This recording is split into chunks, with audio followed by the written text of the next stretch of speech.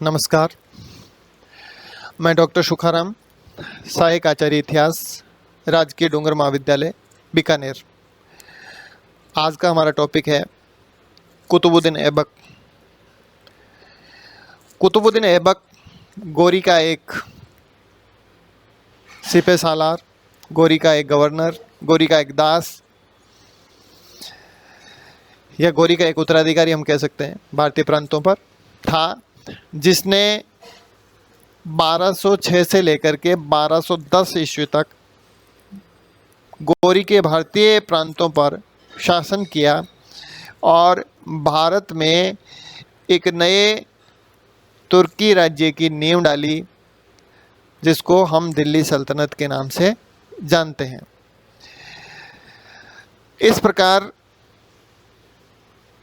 हम देख रहे हैं कि सन 1206 से 1210 तक का समय पीरियड जो है, टाइम पीरियड काफ़ी छोटा समय है। इस समय में कुतुबुद्दीन ऐबक ने केवल गोरी के जो भारतीय प्रांत थे उनको उनकी रक्षा की, बल्कि उनके सुदृढ़ीकरण का कार्य भी किया।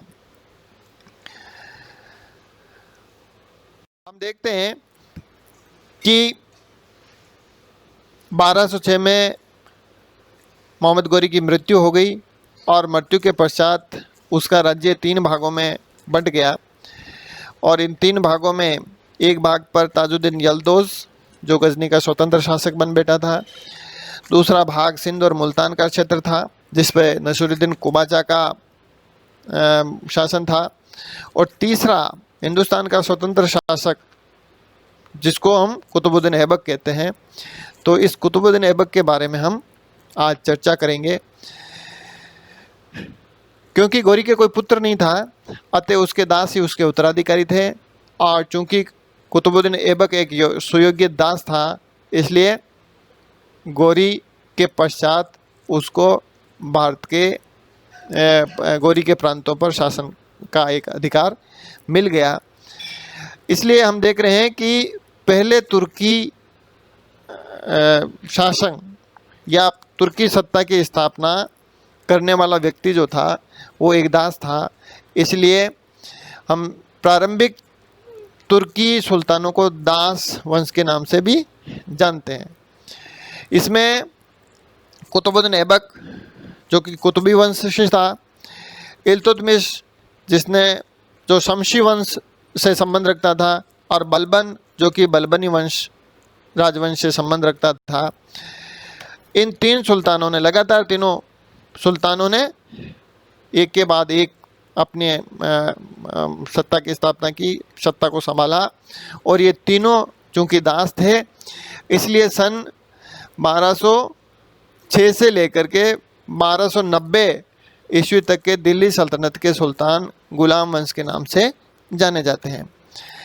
कुछ इतिहासकार इसको प्रारंभिक तुर्की शासकों के नाम से भी जानते हैं, क्योंकि ये प्रारंभिक तुर्की शासक जो थे वो दासता से मुक्त नहीं थे, इसलिए इनको प्रारंभिक तुर्की शासक ये कहने वाले थे। अजीज अहमद, इतिहासकार अजीज अहमद ने इनको प्रारंभिक तुर्की शासक कहा, जबकि इतिहासकार हबीबुल्लाह ने इसको मामलुक सुल्तान कहा। मामलुक सुल्तानों से मतलब ये है कि स्वतंत्र माता पिता से उत्पन्न हुए दास थे, इसलिए इनके लिए मामलुक शब्द प्रयोग किया, और ये शब्द प्रयोग करने वाले थे इतिहासकार हबीबुल्लाह। कुतुबुद्दीन ऐबक 1192 ईस्वी से 1206 तक मोहम्मद गोरी के भारतीय प्रांतों का गवर्नर रहा, और गोरी के मृत्यु के पश्चात वो एक तरह से स्वतंत्र शासक के रूप में उसने शासन किया। इसीलिए कुतुबुद्दीन ऐबक को भारत में तुर्की राज्य का संस्थापक माना जाता है, अर्थात वे दिल्ली का प्रथम तुर्की सुल्तान था। ऐबक चूंकि दासता से मुक्त नहीं था, इसलिए उसने सुल्तान की उपाधि नहीं धारण की है, बल्कि वो मलिक और सिपह सालार की उपलब्धियों तक ही सीमित रहा या संतुष्ट रहा। मोहम्मद गोरी के उत्तराधिकारी जो गोर के शासक गयासुद्दीन महमूद ने 1208 ईस्वी में ऐबक को दास्ता से मुक्त किया। अतः उसने अर्थात ऐबक ने अपने नाम का न तो खुतबा पढ़वाया और न ही अपने नाम के सिक्के डलवाए। किसी भी शासक द्वारा जुम्मे की नमाज के बाद में खुतबा पढ़वाना और अपने नाम के सिक्के डलवाना उसकी संप्रभुता की निशानी होती है, लेकिन ऐबक ने ये काम नहीं किया।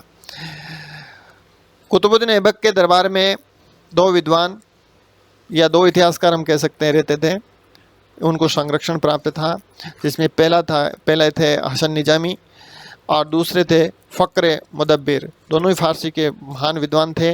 हसन निजामी द्वारा ताजुल मासिर नामक ग्रंथ की रचना की गई थी और ताजुल मासिर में हसन निजामी ने 1192 ईस्वी से लेकर के 1215 ईस्वी तक के इतिहास का लेखा जोखा है, अर्थात गोरी से लेकर के इल्तुतमिश के शासनकाल की विभिन्न घटनाओं का वर्णन हसन निजामी अपनी पुस्तक ताजुल मासिर में करते हैं। फ़क्र मुदब्बिर हैं, इन्होंने फ़ारसी में आदाबुल हर्ब की रचना की और आदाबुल हर्ब में ऐबक के शासनकाल की घटनाओं का या इतिहास की हमें जानकारी मिलती है। इसके अलावा हम देखते हैं कि ऐबक ने दो मस्जिदों का निर्माण करवाया, जिसमें पहली थी कुव्वतुल इस्लाम मस्जिद। ये दिल्ली में कुतुब मीनार के पास में स्थित है और ये भारत में निर्मित पहली मस्जिद मानी जाती है, जिसका निर्माण ऐबक द्वारा 1195 ईस्वी में हिंदू मंदिर को तोड़ करके करवाया गया। और इसी के साथ दूसरी मस्जिद 2.5 दिन का झोंपड़ा है, जो कि अजमेर में स्थित है। ये मस्जिद मूलतः अजमेर के चौहान शासक विग्रहराज चतुर्थ द्वारा निर्मित एक संस्कृत पाठशाला थी, जिसको तोड़कर ऐबक ने उसके स्थान पर 2.5 दिन का झोंपड़ा मस्जिद बना दी गई। ये संस्कृत पाठशाला की दीवारों पर विग्रहराज चतुर्थ ने हरिकेली नाटक को लिखवाया था, जिसकी रचना स्वयं विग्रहराज चतुर्थ द्वारा संस्कृत भाषा में की गई थी, जिसके प्रमाण जो है उनके पत्रों पर देखने को मिलते हैं। सन 1210 ईस्वी में लाहौर में चौगान खेलते हुए घोड़े से गिर जाने से ऐबक की मृत्यु हो गई। 1206 से 1210 तक ऐबक ने लाहौर को ही राजधानी बना करके शासन किया, अर्थात तो उसने दिल्ली को अब तक राजधानी नहीं बनाया है और उसको लाख बख्श की उपाधि से नवाजा जाता है इतिहासकारों द्वारा, क्योंकि वो उदार और लाखों का दान देने वाला व्यक्ति था, इसलिए उसको लाख बख्श कहा जाता है। कुतुबुद्दीन ऐबक ने राज्य विस्तार की अपेक्षा राज्य के सुदृढ़ीकरण पर जोर दिया कि जो राज्य बचा है, जो राज्य गोरी छोड़ के गया था, उस राज्य को बचाए रखने पे मुख्यतः जोर दिया गया, न कि उसके विस्तार पर। और कुतुबुद्दीन ऐबक की नसीरुद्दीन कुबाचा और ताजुद्दीन यल्दौज से न केवल अपने राज्य को बचाया, बल्कि गौर से संबंध विच्छेद करके भारत में एक स्वतंत्र तुर्की राज्य की स्थापना की। हम देखते हैं कि नसीरुद्दीन कुबाचा और ताजुद्दीन यल्दौज ये दोनों ही ऐबक के लिए एक संकट बने हुए थे।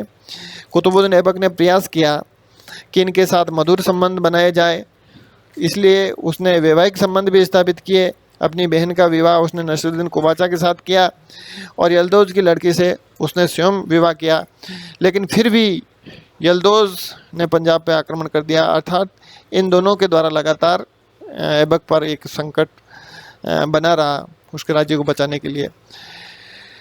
ऐबक के बाद उसका अयोग्य पुत्र आराम शाह शासक बना, जिसे अपदस्थ करके इल्तुतमिश ने सिंहासन पर अधिकार कर लिया।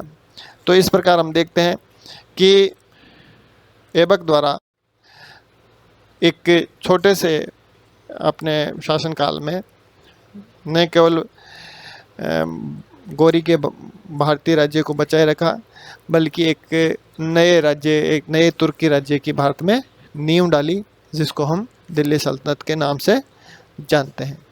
धन्यवाद।